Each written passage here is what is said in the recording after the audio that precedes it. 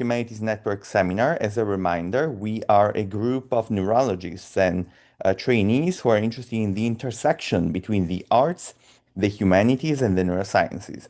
This is our team. I just want to highlight a few people that are newest recruits, including Rida Farhan, Devika Nafade, Max Brody, and A. Tand. I also want to say that we acknowledge and thank the support of the Arts and Humanities Initiative at Harvard Medical School, who's helping us grow this group.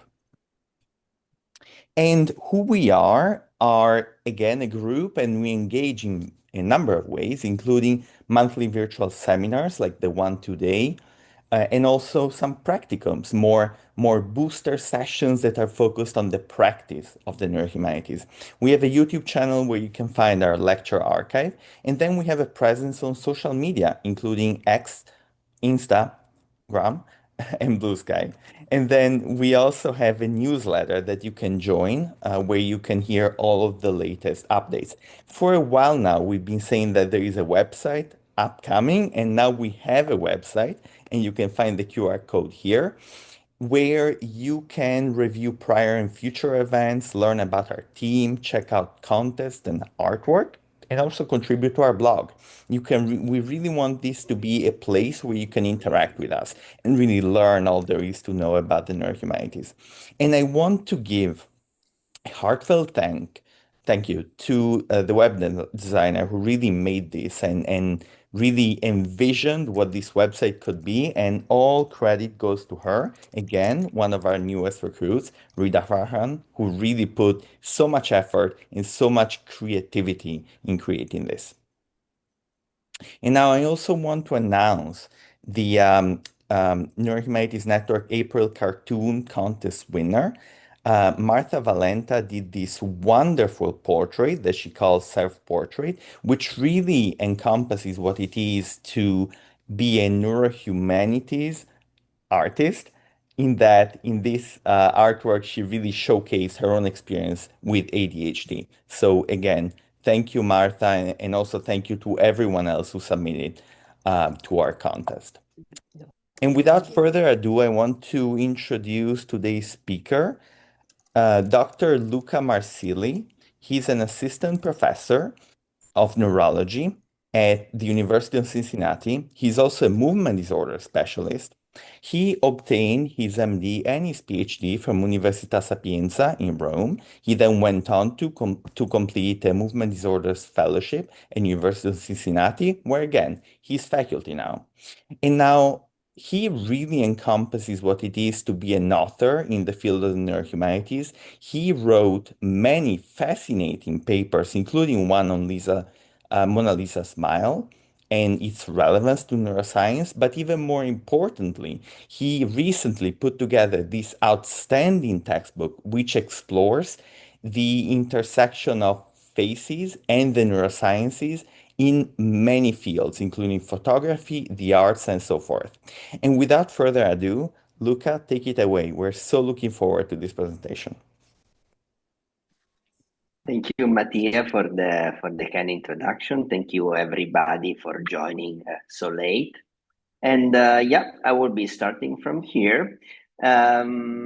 So today's talk will be entitled "The Many or the Faces of Neurosciences," and this is the title of a book that, together with two colleagues, Matteo Bologna from University of Rome Sapienza and Lucia Ricciardi from King's College in London, we recently published. This is a book in Italian, but we were just discussing there will be an English version coming soon.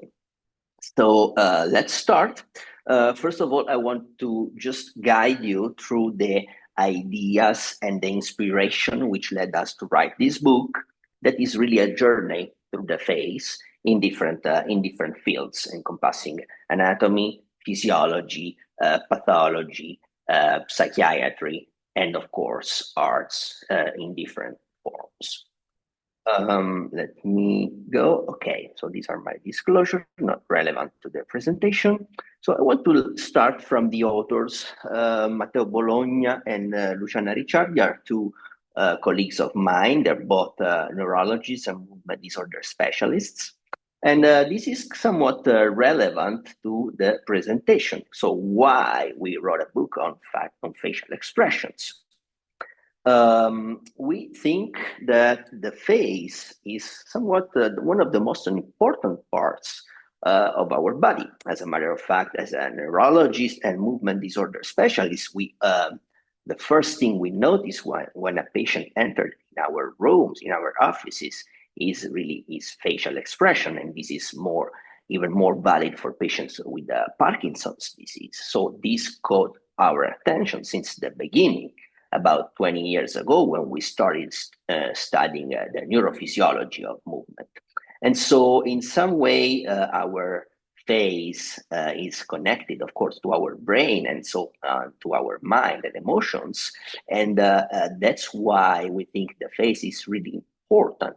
The first way we interact with the environment and gives us the ability to really understand what people is thinking, their emotion, and their communication. So this is even more important in the social life and, of course, in the artistic and different cultural implications. So a little bit of an introduction. So we all know as neurologists what is hypomania in Parkinson's disease. And a while ago, we started studying hypomania in Parkinson's, mostly because we really focus on this literature of the late 90s that was based mostly on neuropsychology, but not neurophysiology related studies, which sustain that in some way Parkinson's disease affects mostly the spontaneous facial expression. So those that are subcortical, but not the so-called posed expression, which are more cortical. And so according to the initial interpretation of the 90s, should be more preserved and intact. You can see here the spontaneous facial expression as compared to the one that is called posed by asking an actor to perform a facial expression, in this case, a smile. And so this is just to show you, these are the most important six facial expression: anger, disgust, fear, happiness, sadness, and surprise. And of course, the most easily recognized by patients with Parkinson is happiness, whereas disgust and somewhat anger or fear are less recognized by this population. So we then focus on smile, and we studied posed smile, so the so-called cortical smile in patients with Parkinson's disease and in controls by measuring, as you can see here, with some refractive markers linked to different areas of the face. We measure the amplitude and velocity of each of these muscles of the face by videotaping with a sophisticated system composed by 3 infrared cameras. And so we measure these parameters, mostly velocity, amplitude, and acceleration of these facial upper and lower facial muscles during posed smile, and then by asking patients to make a rapid voluntary movement of the lower face, like showing their teeth. And of course, we found that both the posed smile and the voluntary facial grinning were abnormally reduced in Parkinson's disease, that this was restored, at least in part, by levodopa. And so these studies suggest that probably there is a common final pathophysiological pathway that suggests that both the posed smile and facial voluntary movements are abnormal in Parkinson's disease. So not only the spontaneous hypomania, but also while posing emotion. Why this is important? So we lately demonstrated that hypomania is an important sign that, again, is responsive to levodopa. We studied videos of about 90 patients with hypomania, and we found that the hypomania is strictly correlated with apathy and not really with depression, and is also associated with other axial issues and problems in patients with Parkinson, mostly speech, swallowing, and drooling issues. So a better understanding of hypomania, of its severity, and allows us as neurologists to early intervene and probably with some physical therapy approach even treat these important symptoms in Parkinson's disease. And so at this point, this was just an introduction on why we did this book and why on phase. At this point, I would like to guide you through the different book chapters. And this will be really a journey through the book and through the idea of why we have done this effort. So we will start talking about the anatomy and physiology and the basic of facial expression, very, in a very general approach, not too in depth. Then we will talk about facial emotion and recognition, and then of course faces in arts. Mostly, I will show you some paintings, a little bit of movie and theater, and then the role of face in selfies and emoticons, and then we will finish with the faces in neurologic and psychiatric diseases, and also part of it in criminology. So this is just a drawing from my former university, Sapienza in Rome, showing the facial nerve with all the muscles innervated, and you all know the anatomy of facial nerve. Of course, in the beginning of the book, we talk about the importance of studies on non-human primates first, and then on humans through the transcranial magnetic stimulation, which allowed us to discover, and this is one of the first representation by Penfield in the 30s of the past century of the motor homunculus in the presentral gyrus. And as you all know, this is the convexity of the brain and the hemispheres. And as you can see, the face is one of the most abundant, the mostly represented areas in our brain. So face is really important in that. Going to facial expressions, again, the 6 basics facial expression. I want to show you what is an interesting and important way to study facial expression in emotion neuropsychology. That is the creation of chimeric faces composed by 2 hemifaces in the same person. So you can see in the left the normal face of a lady, in the center a face created by merging the 2 left hemifaces, which conveys some emotions. In this case, I would say a little bit flat. And this one is a face that is composed by the 2 right hemifaces. And you can see the difference between the two sides. And this brought me to one interesting thing that raised during my last session on the Mona Lisa smile in the Neurohumanities talks a year ago, where Dr. Sheldon joined the conversation, and he then shared a thing that he did while observing the face of former President Bush. As you can see, this is the neutral and normal face, but you can see there is some grade of asymmetry between his left and right hemiface. And so if you create a chimeric face of the 2 right bush, you create these like triangular face of someone that really looks politician, someone who's really involved in personal and interhuman relationship. And on the left bush, you create like somewhat what we call like a farmer, and like a completely different personality as compared to the right. So this is the power of chimeric images in studying facial expression. And this is another aspect. It's called the Thatcher effect, described by Thomson in the 80s of past century, when he noticed that if you create a face really upside down of a given person, in this case, Margaret Thatcher was one of the most important and famous people at that time.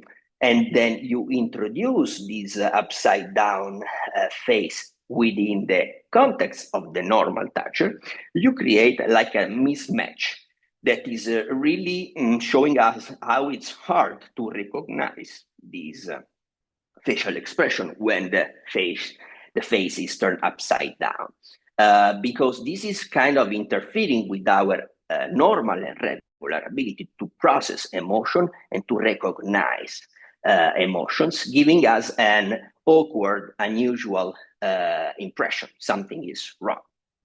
Again, you can create chimeric faces, not only with any faces, but just playing with the sex features. So this is created by another example with AI showing a completely feminine male facial expression, facial figure here in the left, and on the right, more male type, masculine type of facial expression. And so you can create adding or removing secondary sexual characters, creating in some way different way of attractiveness of a facial expression. In some cultures, more masculine type of faces are considered more attractive, and so driving the sexual reproduction, as compared to other cultures where more feminine facial expression in males are considered more attractive.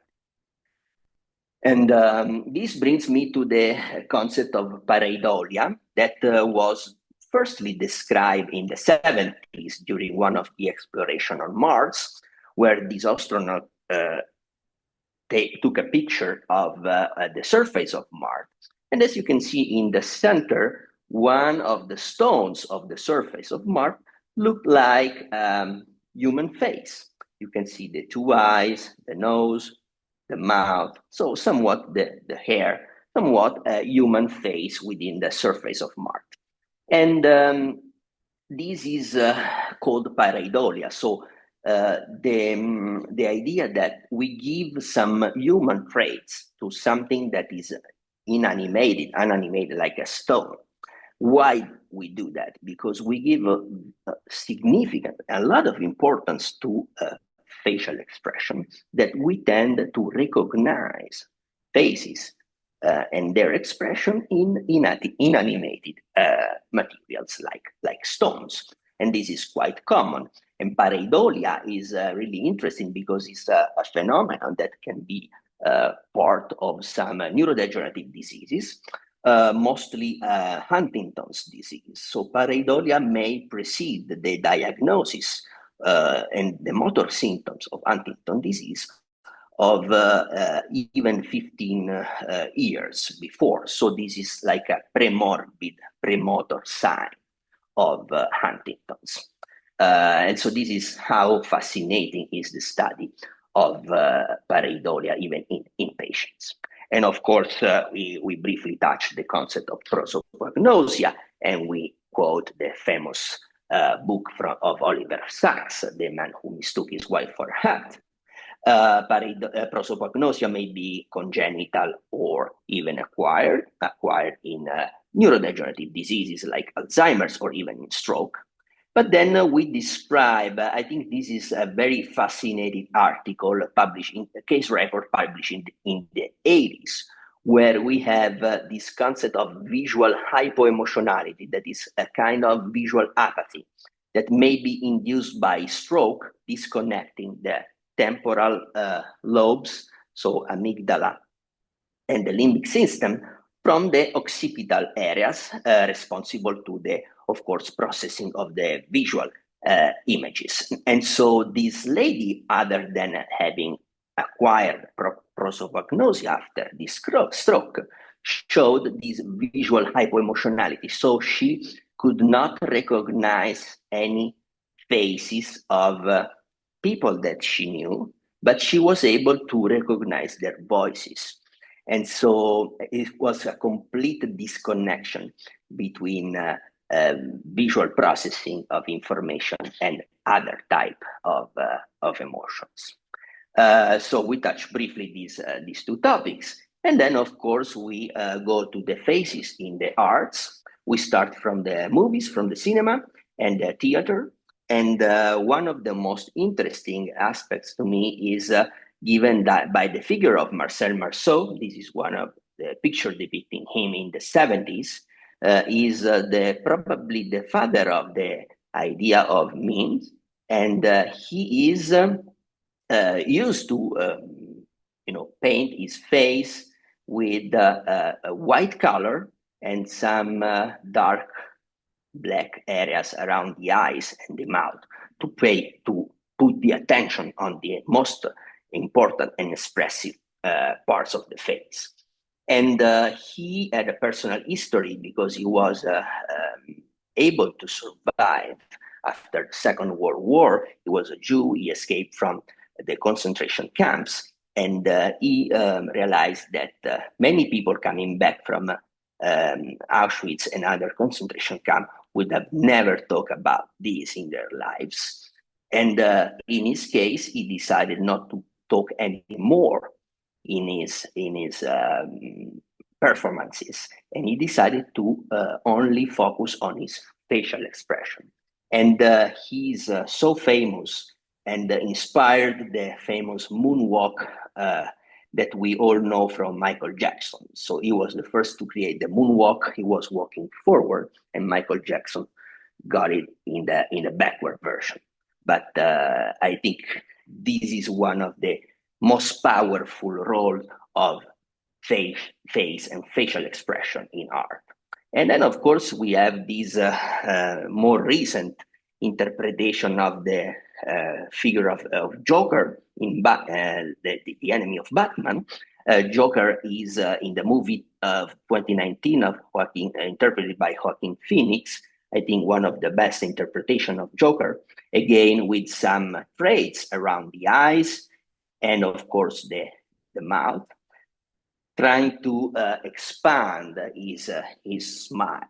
And Joker, we don't know much about him. We know that he's kind of a psychiatric patient. He has some psychopathology. We don't know exactly what kind of borderline antisocial personality trait disorder, but for sure he had. I was really impressed by the ability of Joaquin Phoenix in creating this transitioning between laughing and crying within the same emotion.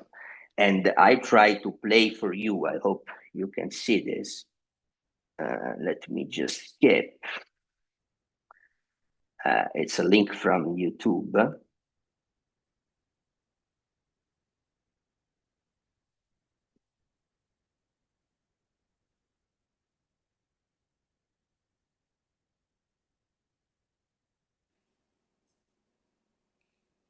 Luca, I'm not sure we Is it? see your full Mm. screen. If you could Can you reshare. see? No, we just see your slides. If you could reshare your screen. Mm. Yeah, Okay, I don't know I'm, what's I'm happening. Let's see. I'm So I sure, should and you can share stop the whole and screen. reshare. Yeah, you can share the whole screen. I think that may be best. Sorry about that. No worries. Um, so far, okay, or I can go there now. Perfect. And then you have Okay. to maybe select share audio. And are Oh, talking. you don't have the audio? If you cancel the share and try it one more time, in the Okay, corner you'll see a little share audio. Click. fine. Share. It should probably be like a Uh, little toggle that says share. share. Oh yeah. Share sound. Okay. Let's see. Hmm.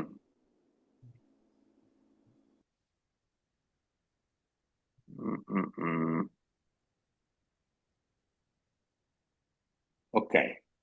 Share audio. Now should be fine. Can you see? Hmm. Okay. We see a black screen right now for some. Oh, yeah, now it's working. Okay.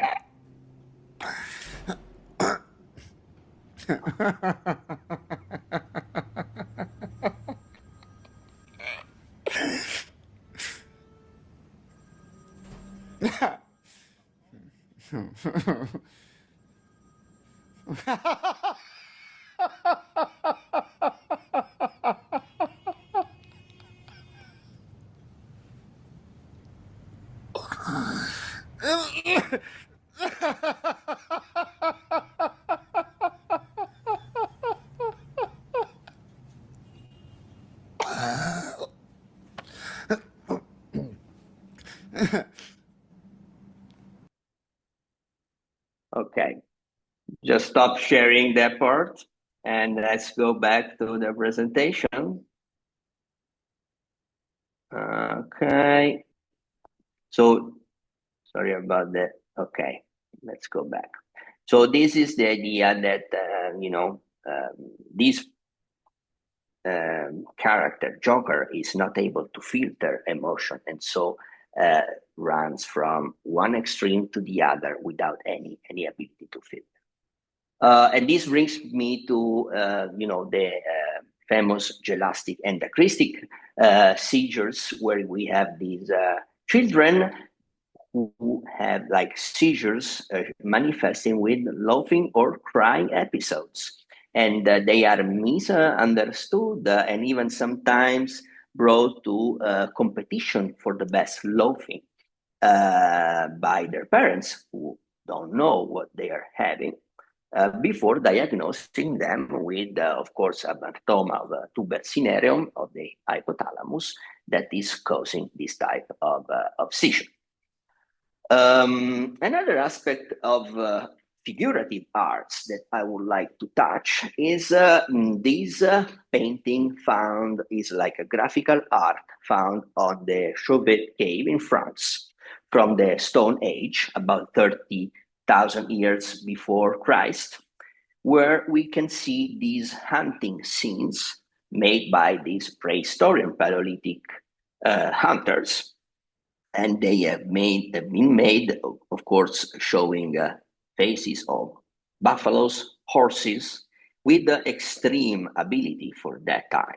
We're talking about an era where portrait was not even conceived. We're talking about prehistoric graphics. And this is important because the admiration for something like hunting in these Paleolithic, artists made them so, skilled in portraying something that they really cared about, that was hunting, because hunting was the way to survive and to feed themselves. And they were able, it's not clear from this image, but they were able to use the irregularity of the rocks in the cave to create like a basso relief idea and features. So to kind of highlighting the figures of the bodies and of the faces of these animals. This is just a selection of the whole area of this cave. And I thought this was very, very interesting and inspiring as the dawn of portrait, even if not human, but of other animals. And then we go through different portraits and faces depicted in the art history. This is La Bella Principessa, so the beauty princess from Leonardo da Vinci, portraying Bianca Sforza, that was one of the daughters of the most wealthy person in Milan, where Leonardo used to work. And so in this portrait, this is considered the so-called untouchable smile, because if you look at the corner of the mouth, far away from the picture, it looks like she's raising up the corner, so she's laughing. But if you go closer and you look very close to this area, it looks like the corner is pointing downwards, and so she's looking like sad.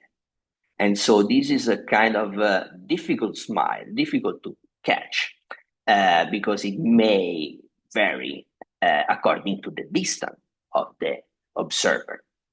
Another interesting part is the fear, the idea of fear within art, in this case within sculptures. This is the burial monument of the Medici family in Florence, built by Michelangelo. Michelangelo at that time is depicting the figure of Moresque figure with a turban, with this big prominent nose that was like representing. It's important to make the context here. That time was close to the fall of Constantinople, so was really the expansion of the Ottoman Empire, and the Turkish people at the time were the Saracens were conquering all the Mediterranean areas, and they were doing like they were pirates, so they were arriving on the southern Italian coasts, and they were, of course, killing people, and they were like the worst nightmare for Italian people at that time. And so Michelangelo represents the idea of fear with this Moresque figure. And this is important because he had never seen a Moresque or an Ottoman Empire personage. He was just imagining their somatic traits. And so this is important because sometimes visual imagination and visual perception, they may use the same areas of the brain, the same network. And this may explain why his inconscient fear in some way was manifesting in his work. And as a note of color, he was also having fear of not being able, that was one of his most important features as an artist, not being able to deliver these important burial monument for the most wealthy family in Florence of the time. And so he was scared to death that he would have never been able to finish it. And that's, again, a way to represent his unconscious fear in this masterpiece. This is another interesting portrait. This is the Ophelia of John Everett Millais, a pre-Raphaelite painter in 1851, where he depicts Ophelia. So Ophelia is the lover of Hamlet. She got knowing that her father killed her lover Hamlet, and then she decides to kill herself. So she's found drowned in a river, and the face of Ophelia looks like flat, unexpressive, or even, neutral. And this has created like, again, an awkward sensation, a mismatch in emotions, because you would have expected like a sad situation. That is not the case here. And again, this is the geniality of this painter, because he knows that we all know, or at least at the time, the observers, they all knew the history of Hamlet. And so they were knowing that this was a sad situation, and they did not, they considered this sad independently from the face of Ophelia. And so he, on purpose, creates this mismatch between the context and her face, how it's found. This is the Venus of Milo, and again, this is another concept very important in art history, so the idea of asymmetry in art. So the Venus of Milo really represents the dawn of the era of asymmetry in art, and we will see why. So Milo is a small island in the Aegean Sea, and the history of this masterpiece that is now kept at Louvre Museum in France is very interesting, because this was found in 19th century, early 19th century, by a Greek farmer while working in his field. Then the statue went through different areas from Greece to the Ottoman Empire and was acquired from the French ambassador. And thanks to him, in 1821, it was brought to the Louvre. And that's where, a few years later, this scientist, von Ravensburg, described like a monography on this masterpiece of Venus of Milo.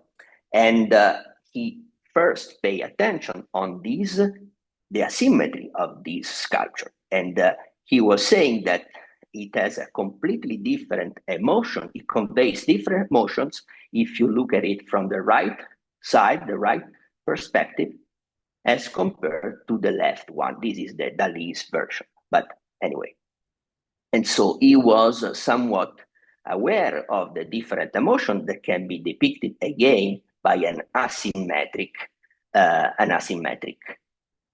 body.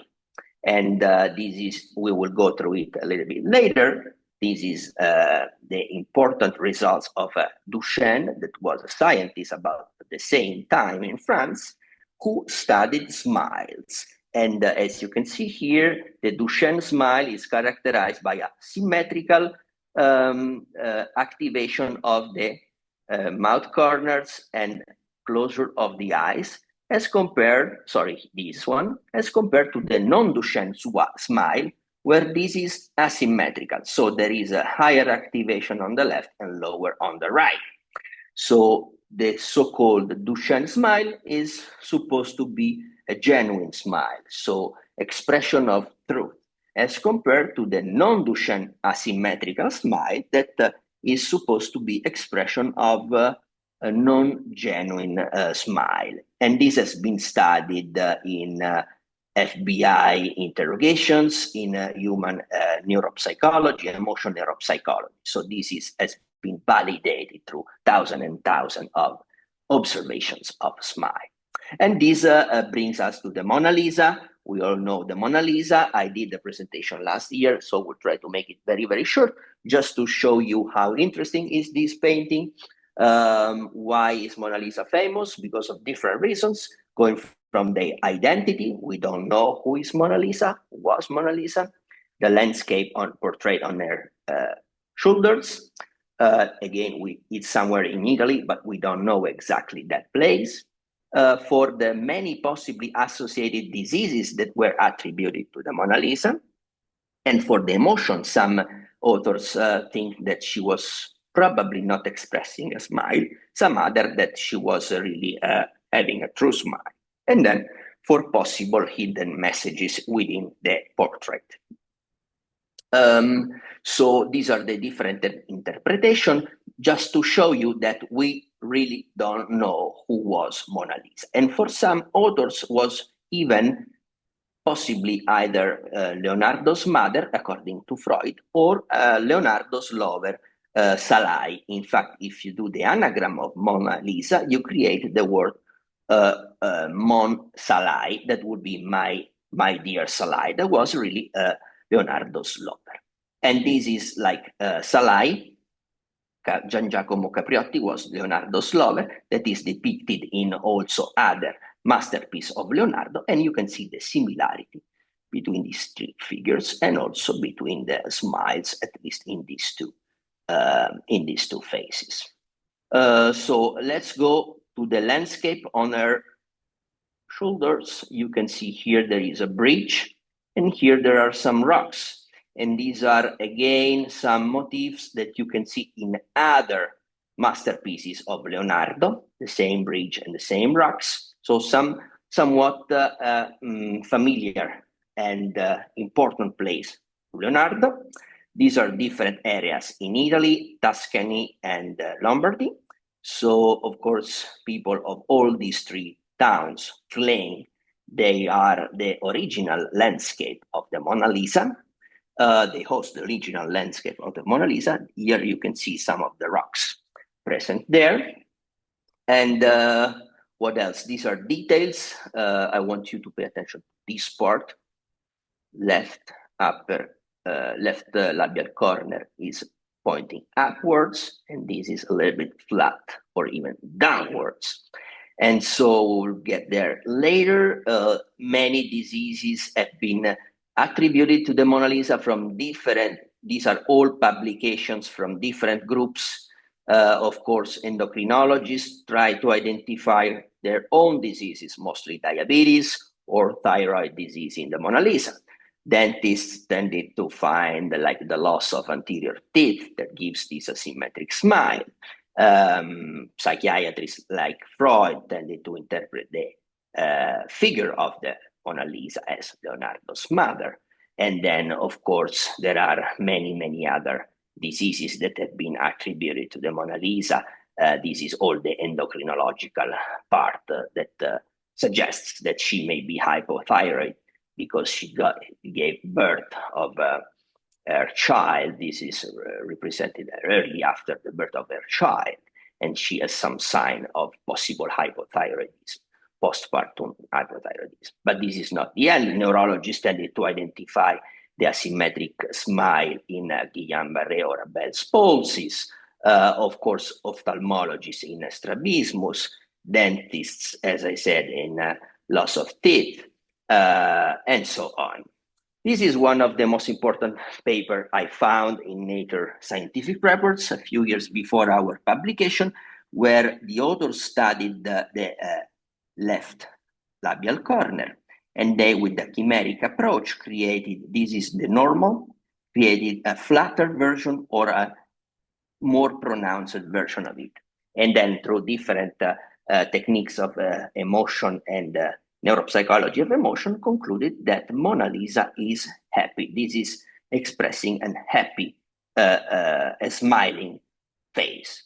So we started from there in 2019, and we analyzed and interpreted the Mona Lisa smile with the chimeric approach. We created the two right hemifaces and the two left, and then we went through different, about 40 blinded observers, and asked which one of the two chimeric images was more evocative of which kind of emotion among the 6 basic emotions. And they found that, of course, the expression of the left chimeric images is suggestive of happiness, whereas the right is about suggesting sadness, disgust, or even neutral expression. So the agreement was the left side is expressing a smile.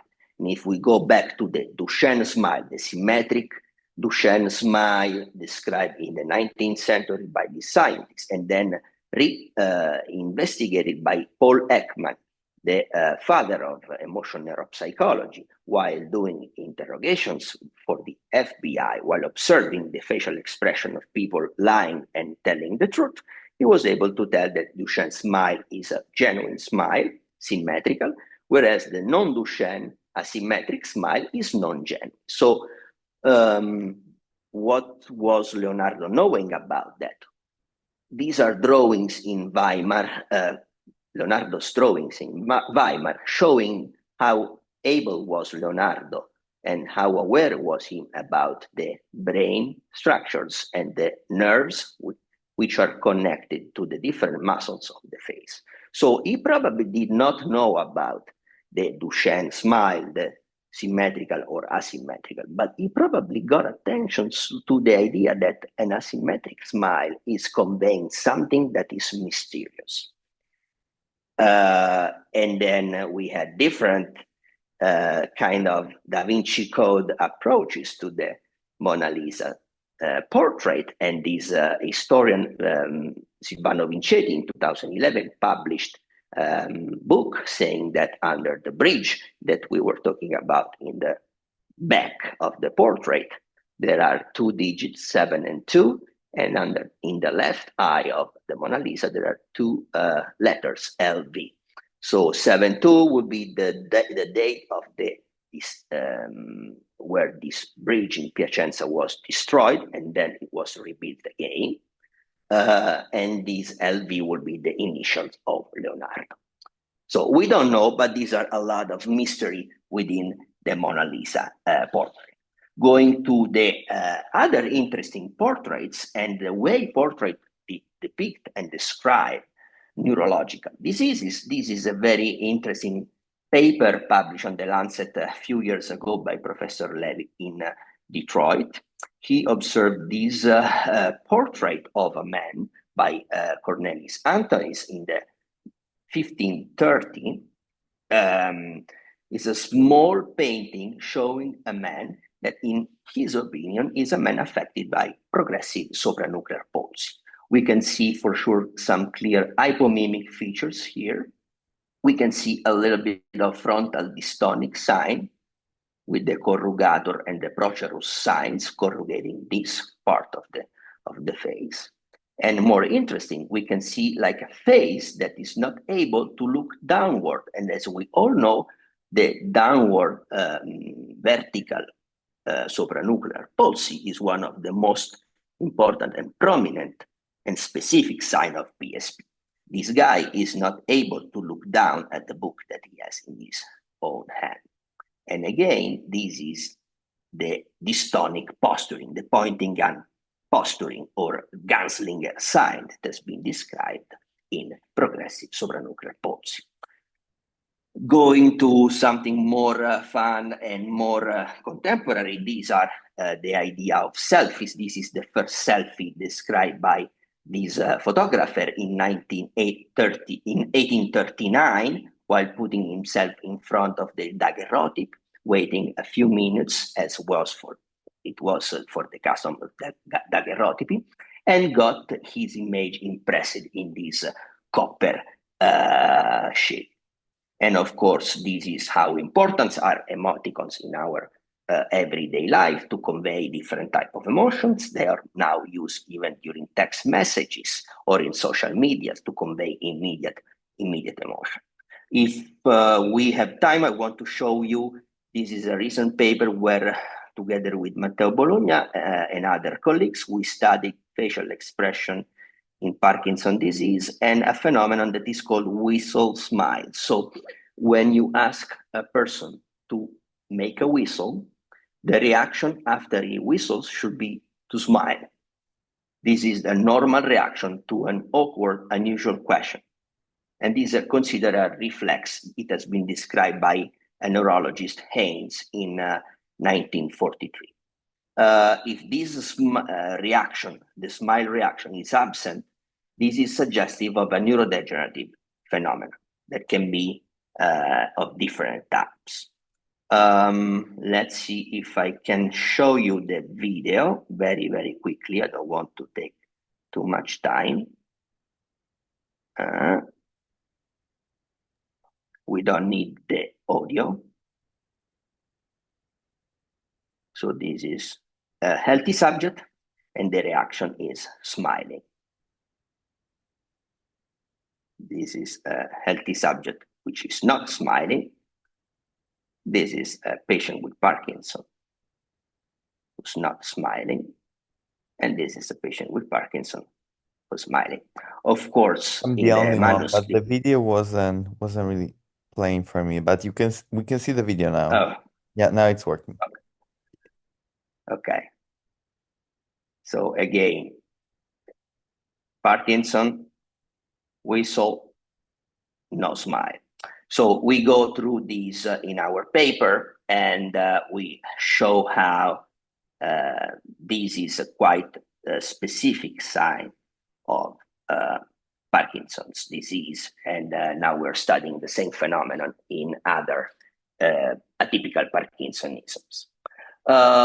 We're just finishing the very few last slide. The phases in criminology. We briefly touched the topic of Cesare Lombroso, who was a scientist living between the 19th and 20th century in Italy. He was trained by Camillo Golgi, the Nobel Prize. He was really criticized because in the end, his scientific theories were not really scientific. He was trying to apply the idea of craniometry and morphometry to faces, and from that, arguing how degenerated were people, and he was trying to predict how they would be able to become problems for the society, like killers or any kind of antisocial behavior. Of course, his theories have been completely abandoned, but I think, and what we try to convey in our book, is the importance of trying to apply a scientific method in psychiatry. At that time was really something that wasn't that present. And this is another interesting figure. Leopold Zondi is an Hungarian psychiatrist, again living in between the 19th and 20th century, who developed this test that is kind of a personality test, similar to the Rorschach tests. But here you will have different, this is the original test by Zondi. These are different phases of different kind of linked to different personalities. And then the person is asked in between the whole phases, there are many, many sheets. You should pick up the 8 that you really think are most expressive. And this combination is like suggestive of your personality trait. And this is one of my favorites. He's like the representation of a hypomanic guy, a patient in a hypomanic phase. And with that, I think we're just in time. I always finish with this fascinating from the Sistine Chapel in the Vatican's museum. If you pay attention to this area behind God, looks like a shell. If you go in detail and observe it, it's not other than the sagittal projection of the brain to show how Renaissance artists were aware of our anatomy, physiology, and the mechanism of our body. And with that, I thank you all, and I hope it wasn't too tedious for you. It was a very, very quick journey through the book. Of course, the book has many more parts that I did not disclose, but I hope to make you curious about it, and hopefully there will be an English version soon. But thank you.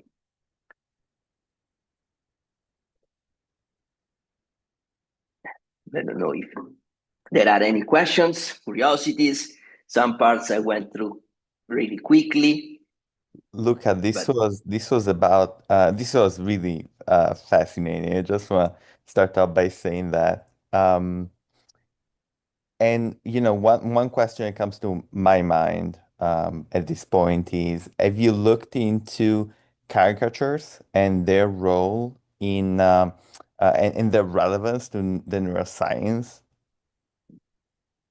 Yeah, that's a very good point. We did not focus on that, but I really like at this point your feedback and your ideas and the way we should, um, probably model this book over time.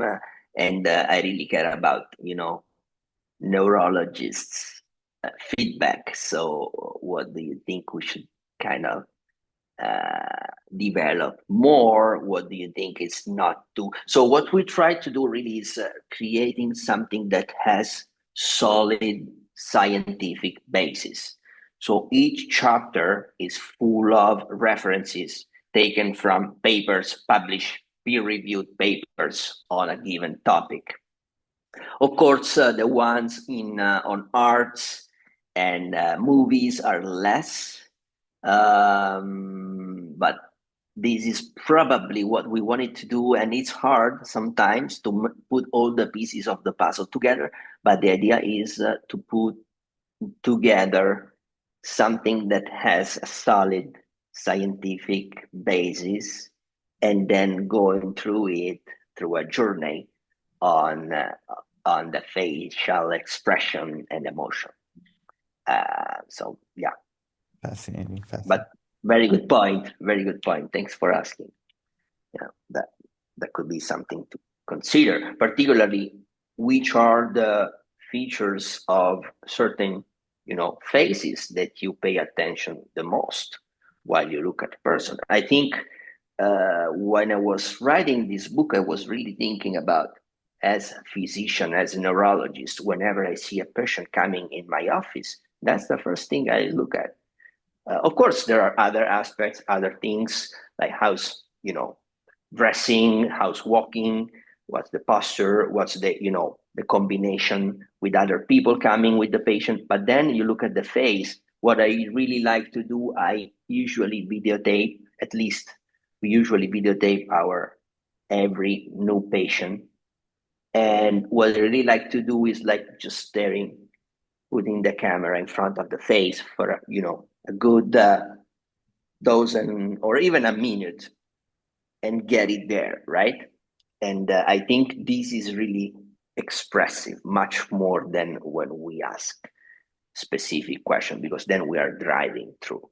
But if you just leave it there, you get a lot of information. And that's what also inspired us with the Whistle Smile paper, right? So something that has been described in the 40s is like the glabellar reflex, but nobody pays attention, and it's so simple and quick. And you will see, yeah, there are patients with Parkinson's who smile after whistling, but my idea is that they smile because they don't know how to whistle, and that's a different thing. They try to hide their problems, their inability of whistling with a smile.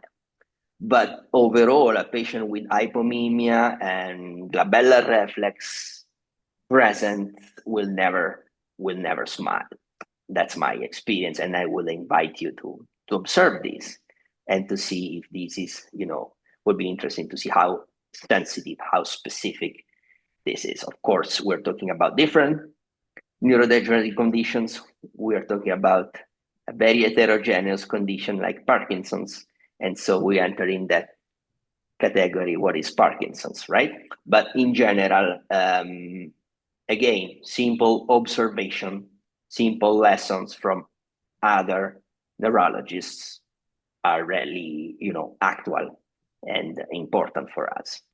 So, yeah, I hope this could be, something to think about. Yeah, thank you, Dr. Luca Marsili. We just have a few questions in the chat. So someone is asking, did you all discuss pseudobulbar palsy in your book? The Joker video reminded me of that.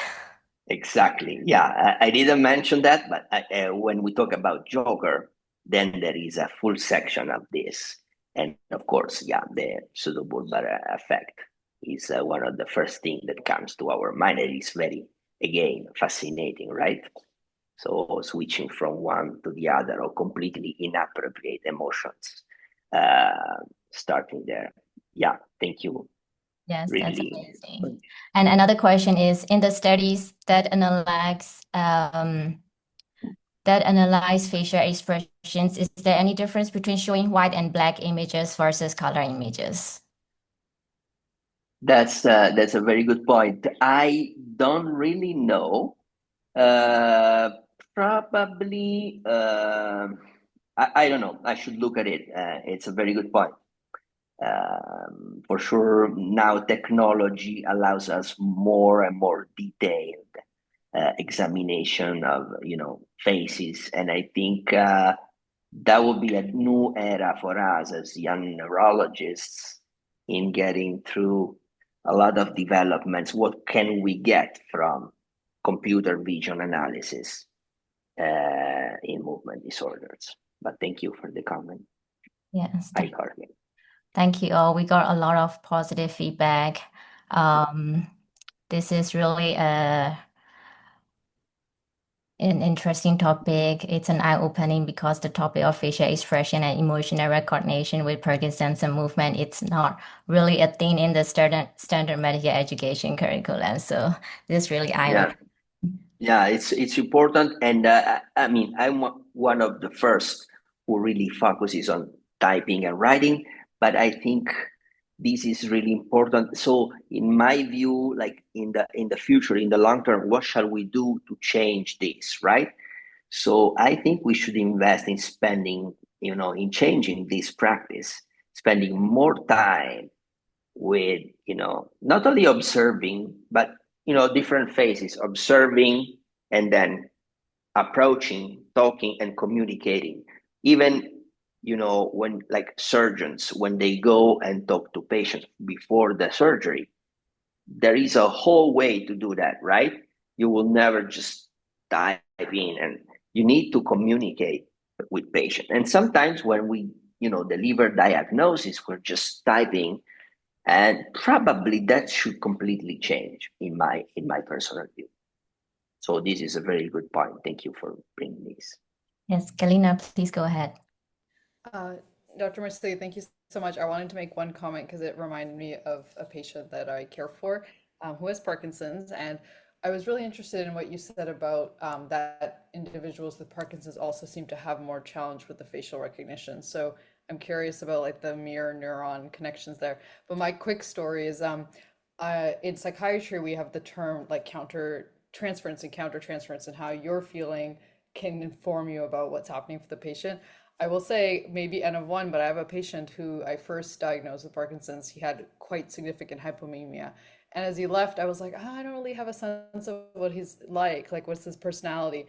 And as he's returned multiple times, I'm like, it's a different person. He's so expressive. He's always been expressive, but now the facial expression is catching up to what was always there. So it's just been very interesting for me to see someone progress and improve, not only in terms of tremor and gait, but actually his ability to express. And for me, the learning point has been like, hey, where was my empathy and how can I work on that as I care for patients who have the different expression? Yeah, and absolutely. We kind of neglect hypomemia. I don't know why, really. It's like, oh, there is nothing to do there. Instead, hypomemia is responsive to levodopa, and is probably responsive to dedicated approach rehabilitation, like physical therapy, like approaches. And this is really not a well-studied topic. So there is a lot of non-motor symptoms of Parkinson's, but again, it's like a long list of things. And then, hypomemia to me is the first. And, caregivers, that's the first thing they notice. And they say, there is something there. He's probably depressed. And it's not. It's not correlating with depression. It's totally different. So again, this is a mismatch in our way. We try to approach and interpret like complex phenomena with simple ideas. So he's emotional flat, so he's probably depressed. And let's give an SSRI, and that's it. So I think we should invest in these aspects that for some reasons for many years have been considered less important. But really, we can get very good, feedback. We can track earlier, swallowing problems, other axial like drooling, sialorrhea. These are all very, very debilitating aspects for our patients, and we don't pay much attention, or we should just pay more attention to that. So thank you for this comment.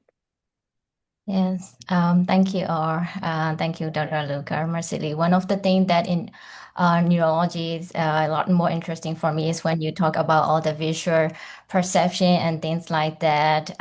The one that struck me is like Alice in Wonderland syndrome, where you see all the like distorted figures, all the visual perception of size, space, and time. That really strikes me. When I was young, I just thought about like image perception, and then the brain interprets the image, but then there are a lot of like visual perceptions and everything with all the parietal, temporal, and occipital with all the visual processing, spatial awareness, body perception. So these are the main things that neurology attracts me more. So Yeah, thank no, you. absolutely. Thank you. This is a very good point. There should be a chapter on Alice in Yeah, Wonderland for sure.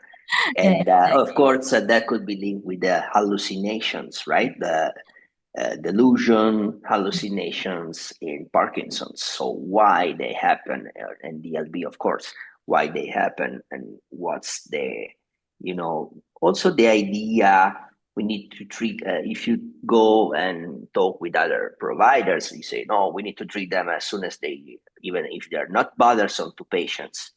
I'm not sure, to be honest. I'm not sure, because it depends on the type, on how frightening. Sometimes they just depict, people like beloved people for the patient, their past relatives, past partners, and they don't have to be treated just because they may somewhat. Again, this is our way to approach to complex phenomena in a simple way.